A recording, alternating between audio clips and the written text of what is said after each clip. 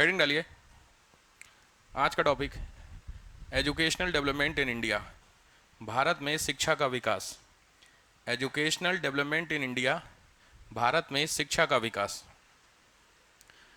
Previous lectures में सब याद ही होगा आपको, प्रेस डेवलपमेंट, इकोनॉमिक डेवलपमेंट, ये सब कवर हुए थे ना। ठीक है, तो आज में है आपका एजुकेशन का डेवलपमेंट ब्रिटिशर्स ने किया। तो पहले तो कुछ फैक्ट्स जान लेते हैं, फिर उसके आगे के चीज़ें जानेंगे। सबसे पहले डालिए एस्टेब्लिशमेंट ऑफ इंस्टीट्यूट्स, संस्थानों की स्थापना। मतलब क्या अंग्रेजों ने कोई इंस्टीट्यूट वगैरह लगाए हैं पढ़ाई के लिए? तो पहले वो जानेंगे, फिर धीरे धीरे शुरू करेंगे। क्योंकि ब्रिटिशर्स इंडिया में पहले आ चुके थे, तो कायदे में बनता तो था कि थोड़ा बहुत स्कूल तो लगाने चाहिए थे। किसी को आइडिया? पहला इंस्टीट्यूट कोई सा भी ब्रिटिशर्स कोई स्कूल खोला हो, कोई भी पहला? आज बड़े कम लोग हो यार, चलो कोई नहीं। कौन सा? मेयो कॉलेज बहुत बाद में है, ठीक है। लिखिए 1781, पहला फैक्ट्स 1781 में वॉरेन हेस्टिंग्स ने खोला था। 1781 में वॉरेन हेस्टिंग्स ने खोला था कलकत्ता मदरसा। कलकत्ता मदरसा, कलकत्ता मदरसा, ठीक है। नाम से मदरसा तो क्लियर हो रहा होगा, basically for the education of Muslims, ठीक है। तो ये पहला इंस्टीट्यूट है, ध्यान से, फॉर द मुस्लिम लॉ, मुस्लिम कानूनों को पढ़ने के लिए ये पहला इंस्टीट्यूट ओपन किया गया था। दूसरा 1791 में जोनानाथ डंकन, जोनानाथ डंकन, DUNCON, जोनानाथ डंकन, इन्होंने खोला था बनारस में संस्कृत कॉलेज। बनारस में संस्कृत कॉलेज, बनारस में संस्कृत कॉलेज, ये है हिंदी के लिए संस्कृत कॉलेज। मतलब इसमें लिखो स्टडी ऑफ हिंदू लॉ। तो पहला हुआ स्टडी ऑफ मुस्लिम लॉ, दूसरा हुआ स्टडी ऑफ हिंदू लॉ, ठीक है। अभी तक कोई कॉलेज नहीं था, ये दोनों आपके छोटे छोटे स्कूल्स टाइप के थे। फिर स्टार्ट किया 1800 में, 1800 में लॉर्ड वेलेस्ली ने, लॉर्ड वेलेस्ली, उन्होंने किया fort William college. Fort William college ये क्या था? तो ये सेटअप किया गया for the training of officers, British officers जो होते थे उनकी ट्रेनिंग के लिए कॉलेज स्टार्ट किया गया है, फोर्ट विलियम कॉलेज। ध्यान से, इंपॉर्टेंट है, ठीक है। बट इसमें ट्रेनिंग के अलावा इंडियन लैंग्वेज में भी एजुकेशन दी जाती थी, ठीक है। लिखो it also provide Indian education, भारतीय शिक्षा भी इसमें क्या होती थी? दी जाती थी। बट दिक्कत ये थी कि 1802 में ये बंद हो गया। लिखो इट वॉज क्लोज इन 1802, 1802 में इसको बंद कर दिया गया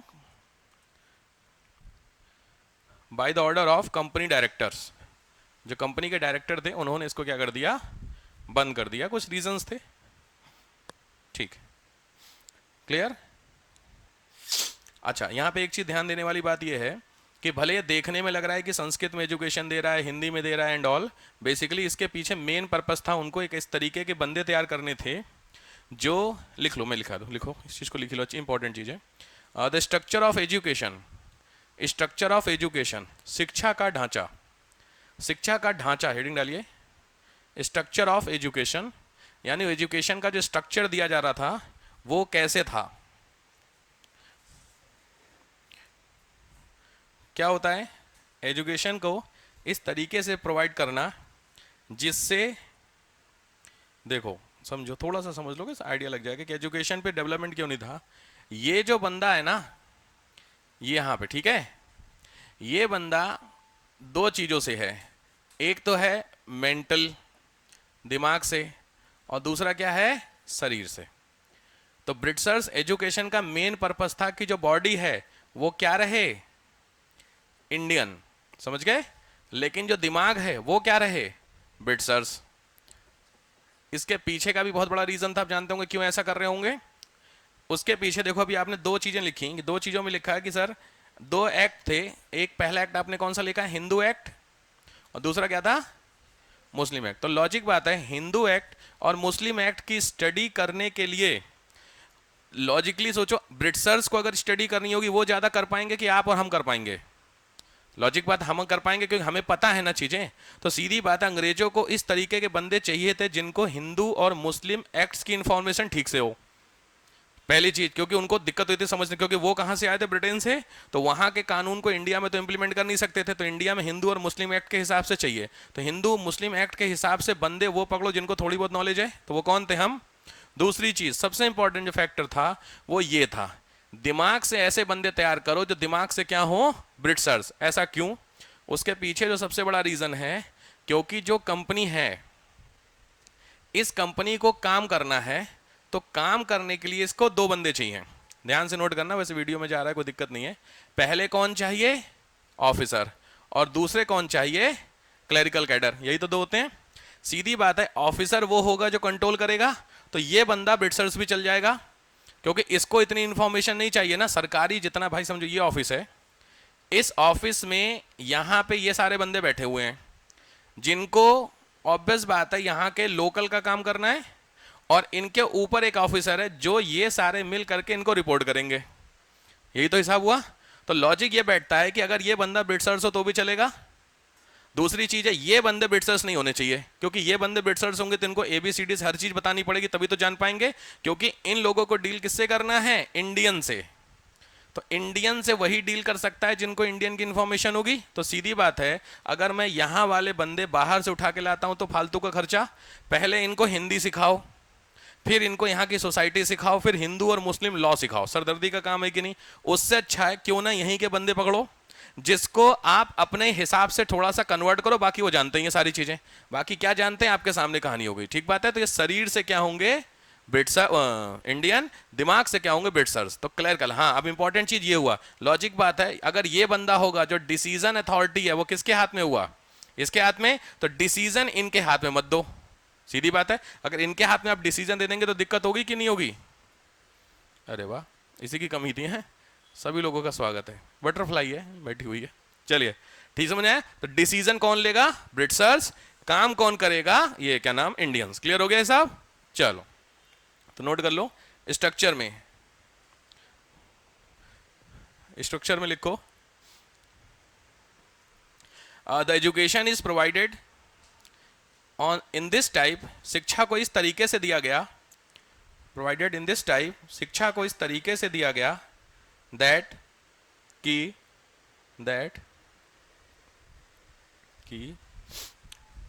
ये इमेज बना लो, ये वाली, वो जो मैंने अभी बनाई थी ऐसे करके, ये वाली इमेज यहां से लिखो, ब्रेन में इंग्लिश और बॉडी में क्या लिखो, इंडियन।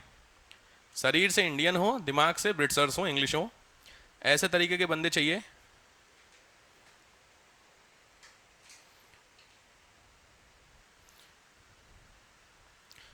फुल स्टॉप हो गया। Britishers did not want to give the authority in Indian hand. अंग्रेज भारतीयों के हाथ में शक्ति नहीं देना चाहते थे। Britishers did not want to provide the power in Indian hands. भारतीय हाथों में शक्ति नहीं देना चाहते थे। But they need workforce for the Indian workout. भारतीय कार्यों के लिए उनको आवश्यकता थी, भारतीय कार्यों के लिए उन्हें आवश्यकता थी। ठीक है। इसी में एक व्हाइट बर्डन पॉलिसी भी आगे पढ़ोगे, उसको व्हाइट बर्डन पॉलिसी बोलते हैं, श्वेत बोझ का सिद्धांत। अंग्रेजों ने अपने आप को, जैसे अमेरिका इस समय ठेका ले रखा है ना ह्यूमन राइट्स का, वैसे अंग्रेजों ने उस समय ठेका ले रखा कि हम सबको सुधारेंगे जबरदस्ती। तो व्हाइट बर्डन थ्योरी पढ़ेंगे अभी आगे।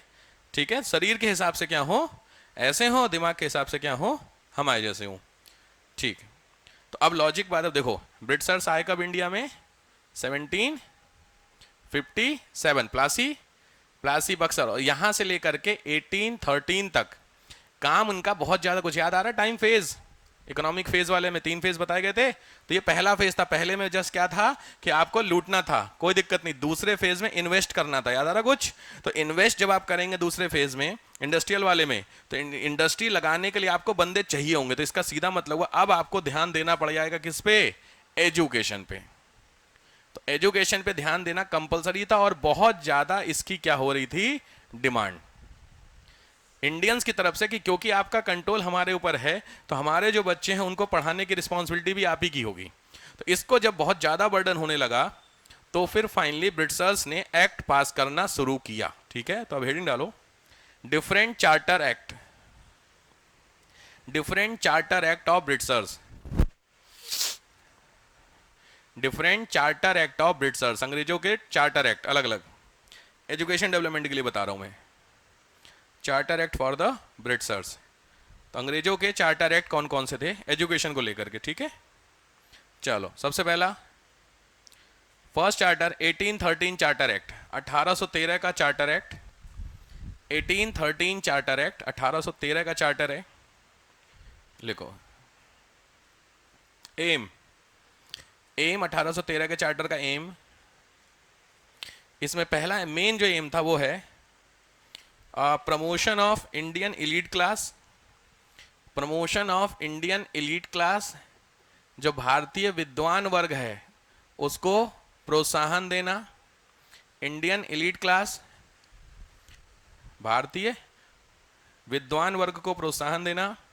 और दूसरा साइंस, विज्ञान को प्रमोट करना, विज्ञान को प्रमोट, ये दो एम है ध्यान से, ठीक है। इसके लिए 1,00,000 रुपए सालाना, ये अमाउंट आपका क्या किया गया, ट्रांसफर किया गया, 1,00,000 रुपी पर ईयर, इस हिसाब से किया गया इशू। मतलब पहली बार अगर अंग्रेजों ने कुछ एजुकेशन के लिए किया तो इतना रुपया दिया था, उस समय का 1,00,000 मैटर करता था। बट लिख लो, but it was not expended, but it was not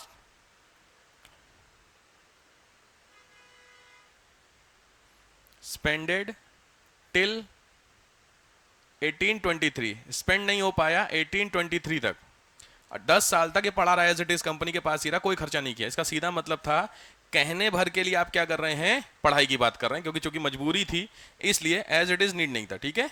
चलो फिर भी a lot of Indians, next point, a lot of Indians, बहुत सारे भारतीय थे जिन्होंने provide huge amount for the development of education, शिक्षा के विकास के लिए अच्छा पैसा दिया था, शिक्षा के विकास के लिए भी काफी पैसा दिया था। उसमें से आपके आते हैं राम मोहन राय, राजा राम मोहन राय, ठीक है। एग्जाम्पल जरूर लिखिएगा, 1817 में हिंदू कॉलेज के लिए, 1817 हिंदू कॉलेज के लिए उन्होंने फंड दिया था, अच्छा खासा फंड दिया था। 1817 हिंदू कॉलेज, बनारस वाला हिंदू कॉलेज 1817। नेक्स्ट, इसके अलावा इसी में ही एक्ट में लिखो, हाँ इसमें लिखो हिंदू कॉलेज में अटैच करके लिख लो स्टडी ऑफ ह्यूमैनिटीज, मतलब ये पहला कॉलेज था जहां पे ह्यूमैनिटीज को पढ़ाना स्टार्ट किया गया। ह्यूमैनिटीज समझते हैं आप लोग, ठीक, उसको पढ़ाना शुरू किया था। नेक्स्ट पॉइंट, अच्छा इसी दौरान ये जो बीच का टाइम है 1813 टू 23, इस दौर में कलकत्ता और आगरा बनारस, इन तीन जगहों पे, कलकत्ता आगरा और बनारस, यहाँ 3 संस्कृत कॉलेज भी ओपन होते हैं। देखो इन this phase Calcutta, Banaras and Agra, 3 Sanskrit college was started, 3 Sanskrit college शुरू किए गए, कलकत्ता बनारस और आगरा में 3 नए संस्कृत कॉलेज स्टार्ट किए गए।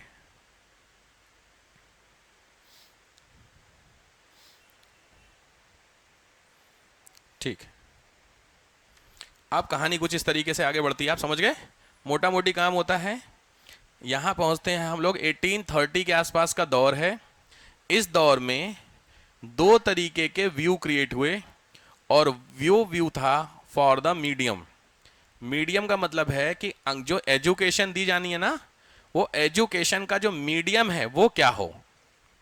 इसमें 2 ऑप्शन थे, पहला ऑप्शन ऑब्वियस बात है क्या होगा, लोकल मीडियम, और दूसरा क्या होगा, इंग्लिश मीडियम। ठीक है, ध्यान से समझना, इंपॉर्टेंट क्वेश्चन है।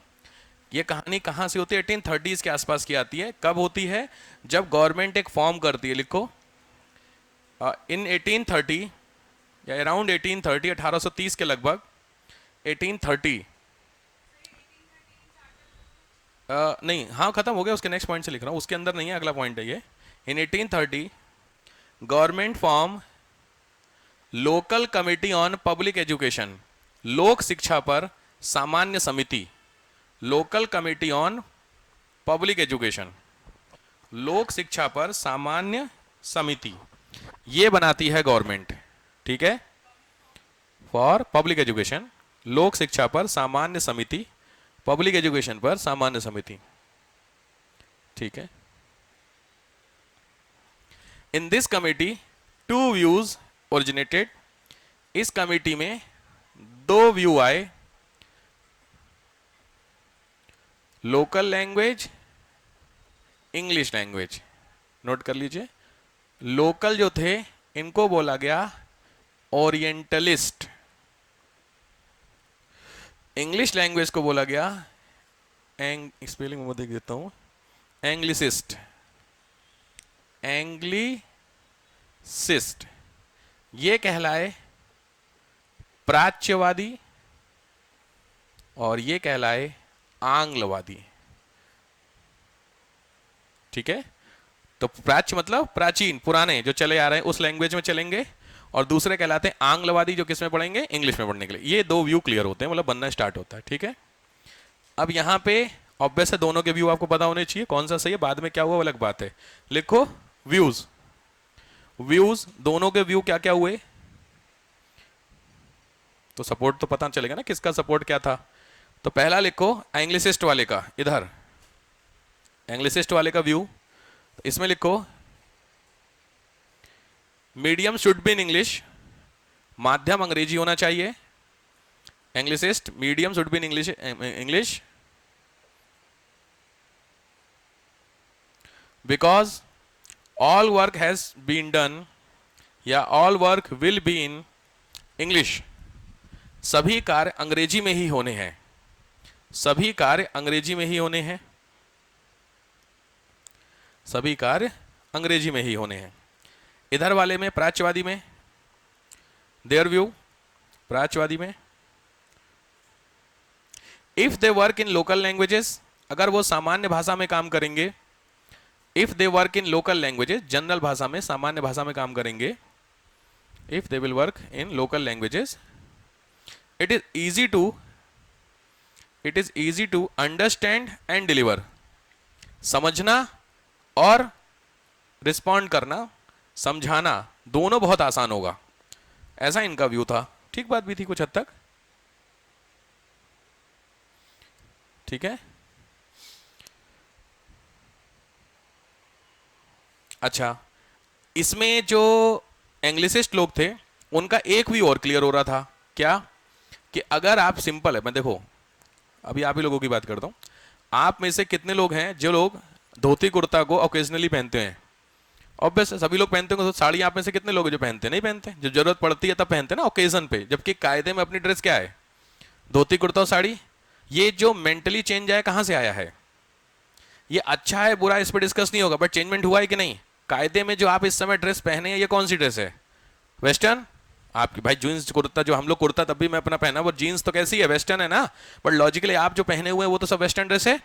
इसमें गलती है, इसमें कहीं अच्छाई या बुराई की बात नहीं, बट वेस्टर्न ड्रेस आपको कंफर्ट लगती है, लॉजिक है। ये आया कहां से दिमाग में, ये दिमाग में डाला गया था यहां से। शुरुआत कहां से होती है, 1830s में, जो फादर मैंने भेजा था, फादर आए थे इंडिया में क्रिश्चियनिटी को प्रमोट, उनका कहना था कि अगर लोगों को आप इंग्लिश सिखाओगे तो ऑब्वियस है जो इंग्लिश सीखेगा वो इंग्लिश के हिसाब से रिस्पॉन्ड करेगा, और इंग्लिश वाला बंदा धोती कुर्ता बोले पहन करके बोलेगा इंग्लिश कैसे लगेगी, थोड़ा अजीब नहीं लगेगा भाई आपको। कोई ब्रिटिशर्स या कोई फॉरेनर्स इंडिया में हिंदी बोलता अजीब लगता है कि नहीं, सुनने में लगता है, या साउथ वाला बंदा आपको हिंदी बोले नहीं थोड़ा सा वैसे बोल के बोलता है तो अजीब क्यों लगता है, क्योंकि वो आप कंफर्ट नहीं फील कर रहे। सेम कहानी थी, फादर जो वहां के क्रिश्चियन मिशनरीज इंडिया में आए थे उनका कहना था आप इसको प्रमोट करो, इसके प्रमोशन होने से सबसे बड़ा बेनिफिट क्या होगा कि जो लोग होंगे वो किस में कन्वर्ट होंगे, क्रिश्चियन में, और अगर वो एक क्रिश्चियन बन गए तो याद है कहानी कॉटन वाली जो बताई थी, वो कहानी भी आपकी फुलफिल हो जाएगी। तो वो भी कहीं ना कहीं यहां पे होना था, ठीक है। तो सेकंड पॉइंट इस वाले में लिख लो, प्रमोशन ऑफ क्रिश्चियनिटी, इधर वाले में ईसाई धर्म को बढ़ावा, प्रमोशन ऑफ क्रिश्चियनिटी, ईसाई धर्म को बढ़ावा भी इसी में आपको दिया गया, क्रिश्चियनिटी, ठीक है। और यहीं पे एक बहुत खतरनाक आदमी थे, खैर वो तो मैं बता देता हूं, ठीक है। तो इश्यू समझ में आ गया। अब आओ सॉल्यूशन, हेडिंग डालो सॉल्यूशन, इसका क्या निकला, तो इसका सॉल्यूशन क्या निकाला गया, सॉल्यूशन में सबसे पहले आते हैं बेंटिक साहब, जो उस समय के क्या थे, गवर्नर जनरल। ये आए, इन्होंने लॉ मेंबर एक थे, विधि सदस्य थे, उनका नाम होता है लॉ मेंबर, उनका नाम है Lord Macaulay, MACK, Lord Macaulay. इनकी लीडरशिप में एक बनाई कमेटी, ठीक है, शॉर्ट में कमेटी बनाई, एक समिति बनाती है, जिसको पावर दी गई क्या करना, कि आप डिसाइड कीजिए इंग्लिश या लोकल या सिंपली भाषा में हिंदी, इंग्लिश या हिंदी मीडियम में डिसाइड किसको करना था, लॉर्ड मैकाले को दिया गया। और लॉर्ड मैकाले थोड़े से खतरनाक आदमी थे, क्योंकि इन्होंने, एक लॉर्ड मैकाले साहब थे, उन्होंने एक स्टेटमेंट दिया था, बहुत ध्यान से समझो, खतरनाक स्टेटमेंट था, बहुत गंदा स्टेटमेंट था। क्या था पता है, ये है भारत, इंडिया, तो इंडिया के आपको पता है ना किताबें क्या बेहतरीन किताबें लिखी गई हैं, कालिदास से लेकर के सब पूरी किताबें, उन सभी ग्रंथ यानी जितनी भी लिटरेचर है, वो जो यूरोप है, यूरोप में कंट्री है यूके, उस कंट्री की एक लाइब्रेरी है, उस लाइब्रेरी की एक अलमीरा है, और उस एक अलमीरा की एक, जो जैसे अलमीरा तो कई सारी डेस्क होती हैं, उसमें एक डेस्क के अंदर जो बुक्स रखी गई हैं उसके कंपैरेटिवली ये क्या है, डाउन है। ऐसा स्टेटमेंट मैकाले ने बोला था। ऐसे व्यक्ति को अगर आप एजुकेशन सिस्टम देंगे तो आप खुद ही समझ सकते हैं वो किसको करेगा। भाई सीधी बात है ना, समझ गए भाई। जो बंदा शुरू से ही इंग्लिश प्रमोशन के लिए बैठा हुआ है, आप उसको बोलो कि तुमको डिसाइड करना इंग्लिश और हिंदी, तो कॉमन सेंस है क्या करेगा, इंग्लिश करेगा। This is the only reason कि इंडिया में इस कमेटी ने क्या रिकमेंड किया कि जो medium should be in English. Clear हुआ? तो रिपोर्ट सबमिट में लिखो, submitted the report and completely implementation of English medium, पूर्ण तरीके से अंग्रेजी भाषा का लागू कर दिया, अंग्रेजी भाषा को लागू कर दिया गया, पूर्ण तरीके से इंग्लिश को इंप्लीमेंट कर दिया गया।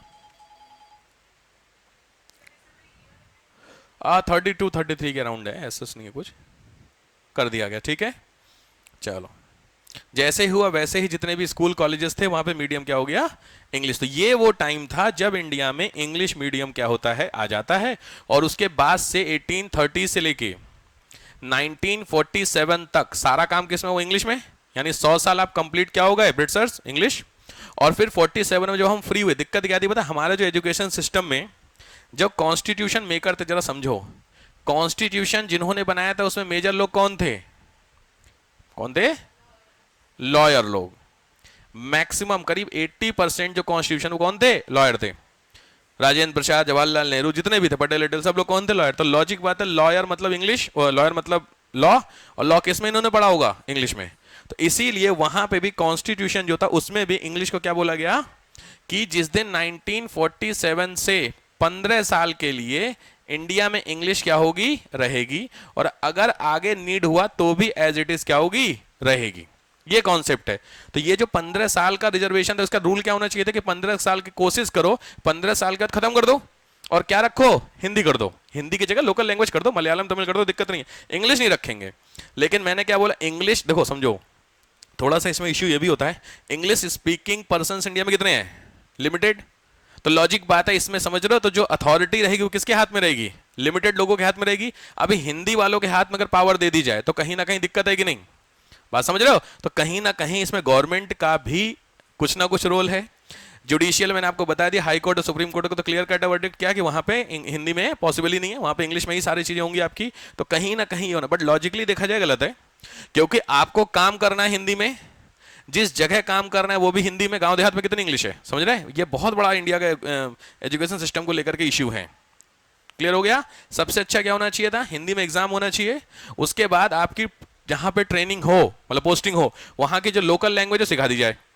इसी बहाने तमिल तेलुगु वाली चीजें हो सकता है इस चीजों को लेकर, क्योंकि गांव देहात में आप चले जाइए, जैसे लोग कहते हैं ना कि साउथ इंडिया में या तो इंग्लिश बोलते हैं या तो तमिल बोलते हैं। मेरे को तो तमिल कोई नहीं मिला जो इंग्लिश बोलता हो। मैंने कहा तेलुगु में शादी में गया था आंध्रा में, मुझे कोई नहीं मिला जो इंग्लिश बोलता हो।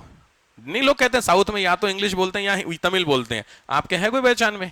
इंग्लिश मैंने बोला लिमिटेड लोग होते हैं जो इंग्लिश बोलते हैं, बहुत इंग्लिश और हिंदी, जैसे हम लोग इंग्लिश हिंदी दोनों हैं, ऐसे साउथ में भी जो एलीट क्लास होगा वही तो बोल सकता है। साउथ का जो गांव वाला बंदा होगा वो कितनी इंग्लिश बोलेगा, वो क्या बोलेगा, साउथ की जो लोकल लैंग्वेज तमिल तेलुगु बोलेगा, तो फिर वहां पे इंग्लिश का भी लॉजिक नहीं है। तो कहीं ना कहीं लॉजिक अपने आप को जस्टिफाई करने के लिए इंग्लिश वालों द्वारा क्रिएट किया गया है, ठीक बात है, बट बना दिया गया, बट ठीक है। तो ये है आपका रीजन कि क्या हुआ, इंग्लिश में इंप्लीमेंट होता है, ठीक है। और इसी को बोला गया। और इंग्लिश भी देखो इन्होंने क्या बताया, पता है, जैसे देखो ये अपर क्लास है, अपर क्लास, इसके नीचे मिडिल क्लास, और इसके नीचे लोअर क्लास, यही तो है। ध्यान से, इंग्लिश केवल इनको सिखाई जाएगी और इंग्लिश यहां से अपने आप नीचे की तरफ आएगी, समझ रहे, ये डॉक्ट्राइन है, इसको बोलते हैं down filtration theory. Down filtration theory, ध्यान से नोट करना, इसको बोलते हैं अधोमुखी, ये ब्रिट्सर्स की पॉलिसी है, अधोमुखी निस्यंदन सिद्धांत, समझ गए, ये है, नोट करो, डाउन फिल्ट्रेशन थ्योरी, अधोमुखी निस्यंदन सिद्धांत। ब्रिट्सर्स का कहना था अमीर लोग इंग्लिश बोलेंगे, ऑटोमेटिकली जो गरीब लोग हैं मिडिल क्लास से ऑटोमेटिकली बोलने लगेंगे, ऐसी थ्योरी थी। इसकी ये फालतू की बात थी। इसमें भी मैंने बताया, इसमें डोमिनेंस किसका सेटअप करना था, अपर क्लास का, तो अल्टीमेटली अपर क्लास के लिए ही था।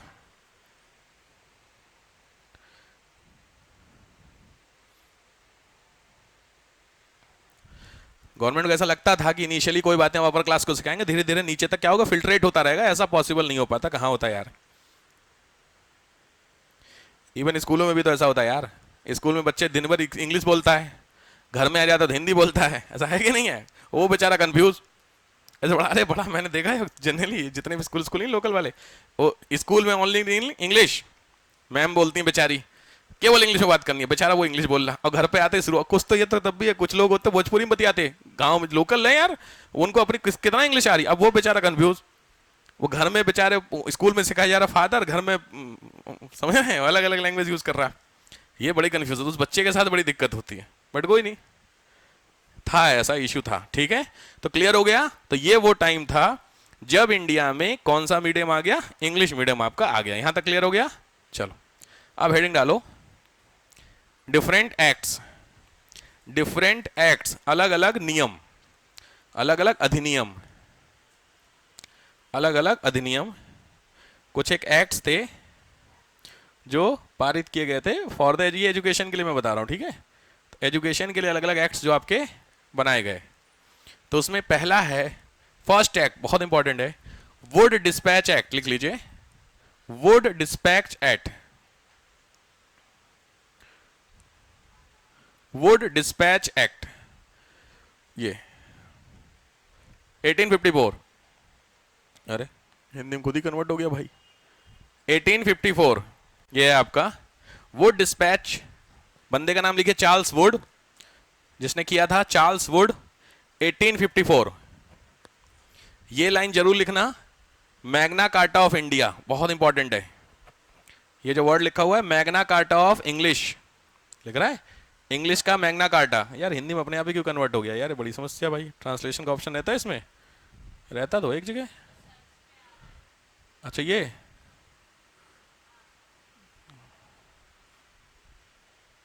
हाँ चलो इसमें दिया है, हाँ ये लिखा हुआ देखो, मैग्ना कार्टा ऑफ इंग्लिश, ये लिखो मैग्ना कार्टा ऑफ इंग्लिश, बहुत इंपॉर्टेंट है, Magna carta of English, Charles Wood बंदे का नाम है, डलहौजी का नाम है आपका जो गवर्नर जनरल है, सारे नाम लिखते चलिए, लॉर्ड डलहौजी इसमें दिया होगा मेरे हिसाब से, हाँ देखो दिया है, to Lord Dalhousie the governor general of India 1854, तो सारे बंदों के नाम, डलहौजी का नाम होना चाहिए गवर्नर जनरल में, चार्ल्स वुड होना चाहिए आपका इसमें, और इंडिया का मैग्ना कार्टा ऑफ इंग्लिश बोला जाता है, इंग्लिश मीडियम का मैग्ना कार्टा, इंग्लिश का मैग्ना कार्टा,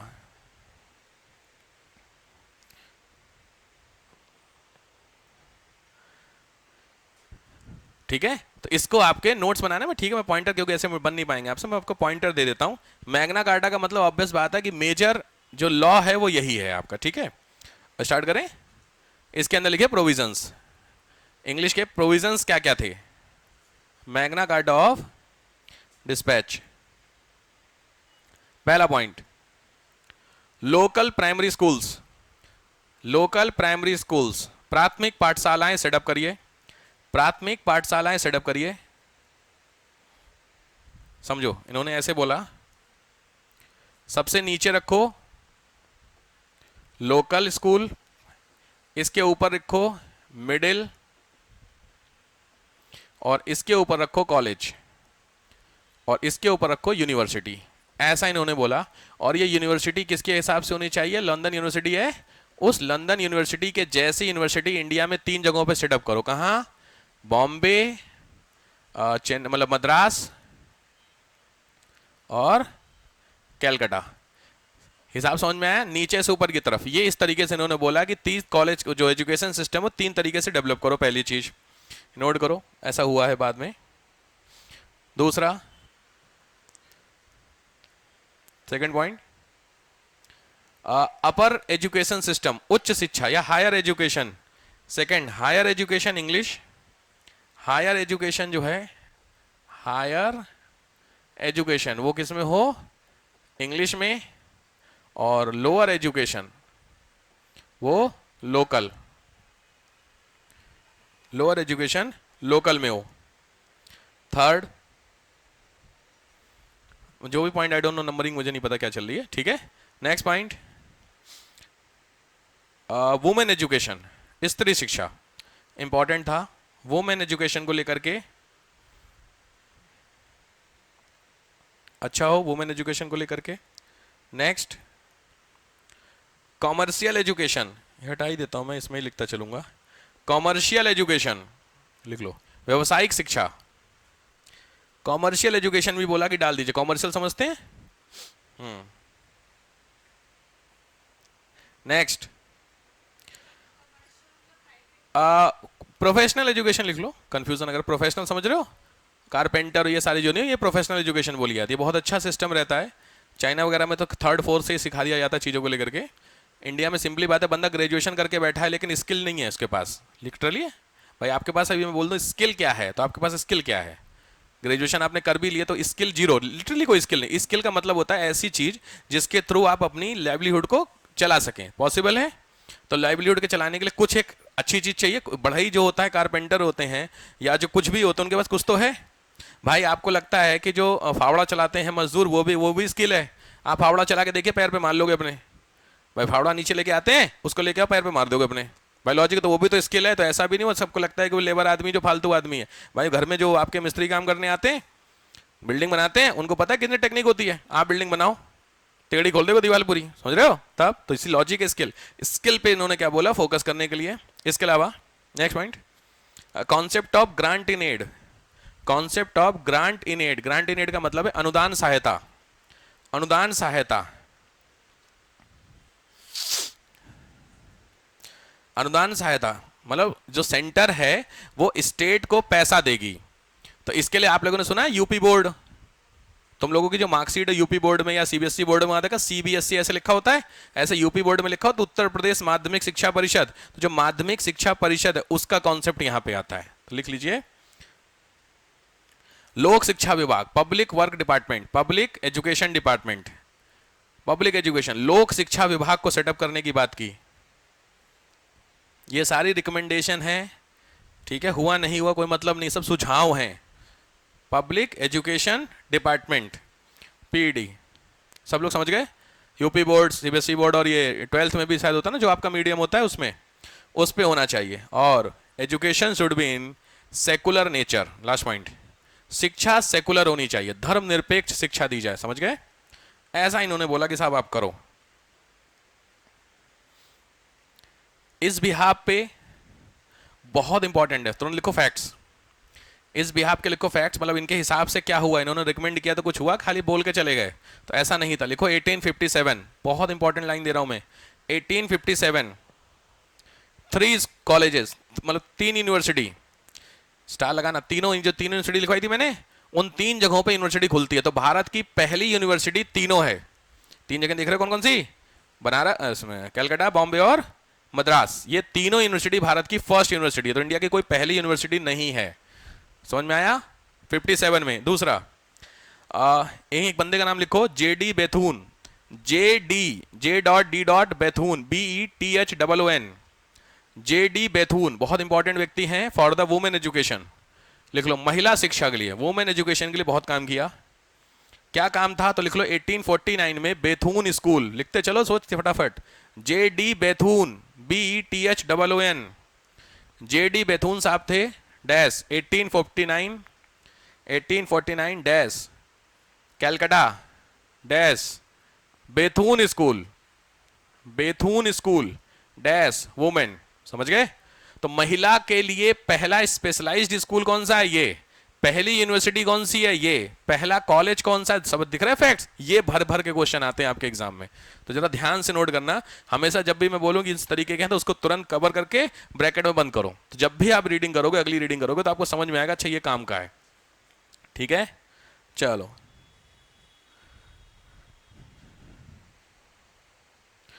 लिखो, इन this phase, last point, in this phase, ये जो दौर चला, इन दिस फेज में ब्रैकेट में लिख लो 1854 से 1883, 54 से 84, 40 साल करीब, 30 साल करीब। ये जो 30, इन दिस फेज इसकी बात कर रहा हूं, ठीक है। In this phase 3 major work done, 3 मुख्य काम हुए। In this phase 3 major work done, 3 आपके काम होते। पहला हैवी वेस्टर्नाइजेशन, तेजी से पाश्चात्यकरण हुआ। हैवी वेस्टर्नाइजेशन, तेजी से समझ रहे हो, वेस्टर्नाइजेशन होने लग गया आपका। दूसरा, second, heavily setup of institute,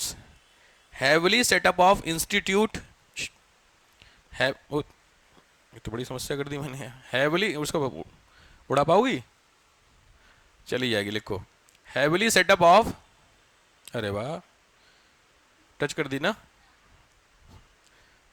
बड़ी समस्या है। हैवली सेटअप ऑफ इंस्टीट्यूट, देखो अपने आप ही चल रही हैं चीजें ना, इसको बंद कर दूं मैं, रुक जाओ 1 मिनट।